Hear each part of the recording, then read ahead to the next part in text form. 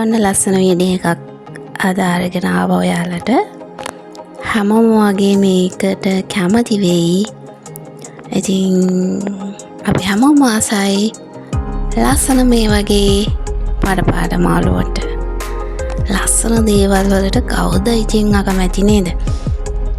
ලස්සන මාළුවෝ, ලස්සන මල්, සොබාදහමත් එක්ක සොබාදහමේ එකමුතු වෙච්ච දේවල් එක්ක ජීවත් වෙන්න අපි හැමෝම ආසයි.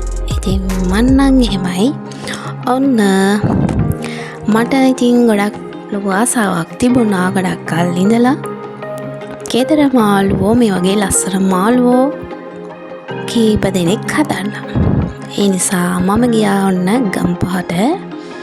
ඉතින් එතනින් මේ වගේ ලස්සන මාළුවෝ කීප දෙනෙක් ගත්තා. මෙච්චර ලොකු අය නම් මං ගත්තේ නෑ. මේ වීඩියෝ එක අවසානයේදී මම පෙන්නන්නම් මං ගත්ත ලස්සන චූටි බට්ටෝ ටිකක්. ඉතින් මේ ඉන්නේ ඇත්තටම එක ලස්සන පාට මාළුවෝ ඉන්නවා. මම මෙයාලගේ නම් ඇත්තටම දන්නේ නැහැ. ඒ වුණාට මෙයාලව දකිද්දී හරිම ආසයි. අපි හැමෝම ආසයි මේ වගේ ලස්සන දෙයක් දකින්නකොට. ඉතින් ඇත්තටම මෙයාලව දකින්නකොටත් මට හිතට පුදුම සැහැල්ලුවක් දැනෙනවා වගේම උන්ව අල්ලන්නත් ආසාවක් හිතෙනවා. ඒත් ඉතින් උන්ව අල්ලන්න බෑ.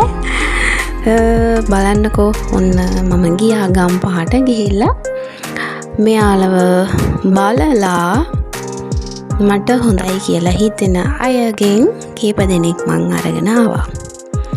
ඉතින් මෙන්න මෙයා නම් ටිකක් නපුරු පාටයි වගේ. එයාගේ ඇස් දෙක නම් ලොකුවට තියෙනවා. එළියට පැනලා වගේ නිකන්. එයාව දැක්කම චුට්ටක් බය වෙන ස්වභාවයක් තමයි තියෙන්නේ ඇත්තටම. හිනා මේ එයා හෙන ලොකුයි.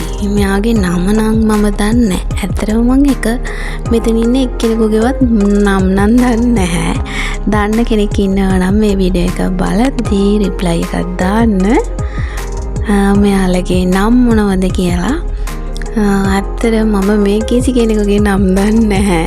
මං ආසයි හදන්න.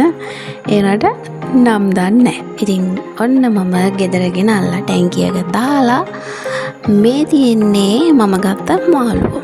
ඉතින් මං එයාලව මේ විදියට ටැංකිය දාලා ඔක්සිජන් දාලා මේ විදියට ලස්සනට තියුවා. ඒ වගේම මේ මැද්දේ ඉන්නව චුටි ඉබ්බ දෙන්නෙකුත්. ඔන්න ඔය විදියට තමයි මගේ ආසාව මම ඉෂ්ට කරගත්තේ. ඉතින් ඇත්තටම හොඳයි.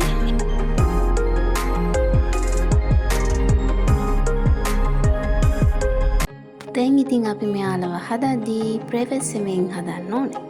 ඕකේ.